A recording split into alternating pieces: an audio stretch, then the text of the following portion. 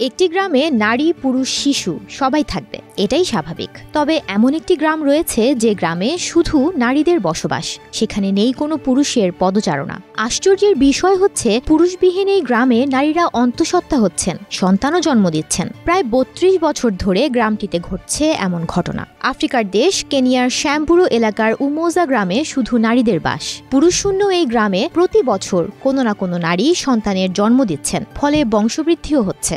এই গ্রামে নারীরা নিজেদের স্বাধীন মতো বসবাস করেন, নেই কারো অধীনতা। তবে এই গ্রামের পুরুষশূন্য হওয়ার পেছনে রয়েছে এক মর্মান্তিক কাহিনী। বলা হয়ে থাকে ১৯৯০ সালে ১৫ জন স্থানীয় আদিবাসী নারী ধর্ষণ করার অভিযোগ ওঠে ব্রিটিশ সেনাবাহিনীর বিরুদ্ধে। সে সময় তাদের অভিযোগ কেউ তো শোনেইনি, উপরন্তু তাদের দোষারোপ করে সমাজচ্যুত করে দেওয়া হয়। এরপর সমাজচ্যুত ওই নারীরা উমোজা গ্রামে বসতি গড়ে তোলে। একে একে সেখানে আসতে থাকেন পুরুষের নির্যাতনের শিকার হওয়া অন্য নারীরা।